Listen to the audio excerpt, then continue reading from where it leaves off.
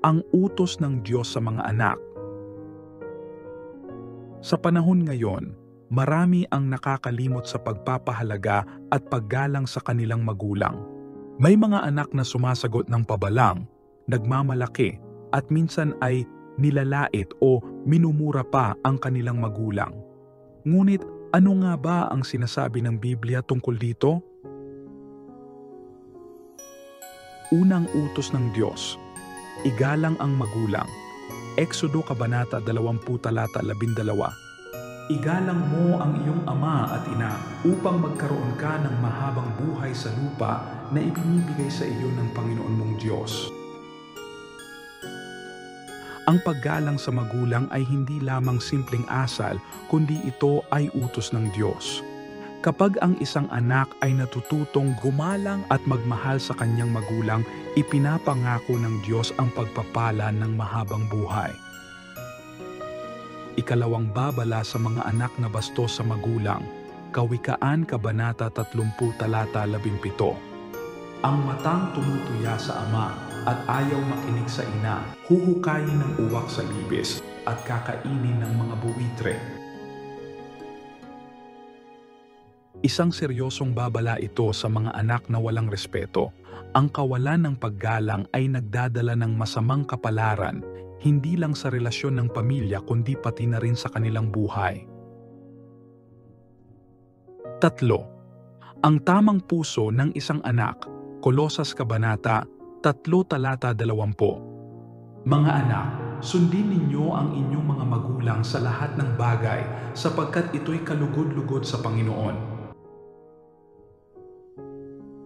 Ang pagsunod at paggalang sa magulang ay isang paraan ng pagpapakita ng ating pagmamahal at pagsunod sa Diyos.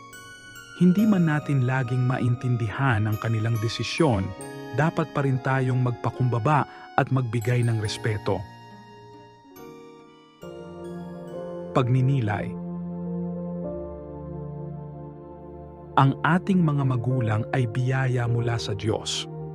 Maaaring may pagkukulang sila bilang tao, ngunit hindi nito binibigyang katwiran ang pagsagot ng pabalang o ang pagsasabi ng masasakit na salita sa kanila. Kapag ang isang anak ay natutong rumespeto, siya ay pinagpapala ng Diyos.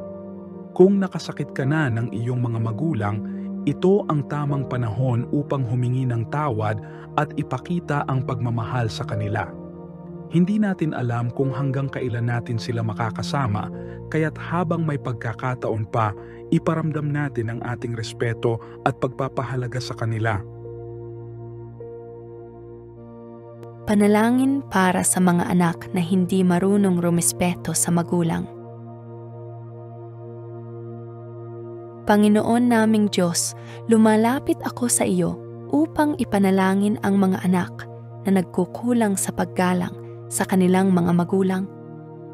Batid mo po ang kanilang mga hinanakit at ang mga dahilan ng kanilang galit at pagre-rebelde.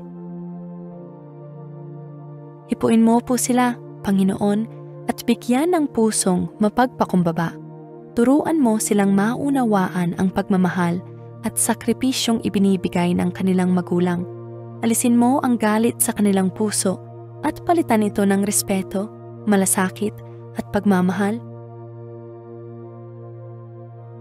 Panginoon, pagalingin mo rin ang mga pusong nasaktan.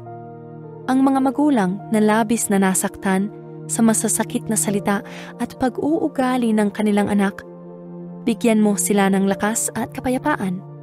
Tulungan mo silang patuloy na magmahal at umunawa kahit mahirap. Naway ang bawat pamilya ay mapuno ng iyong biyaya, kapayapaan at pag-ibig. Turuan mo kaming mamuhay ayon sa iyong kalooban, upang sa halip na galit at pagtatalo, kapayapaan at pagmamahal ang maghari sa aming tahanan. Sa pangalan ni Jesus, Amen.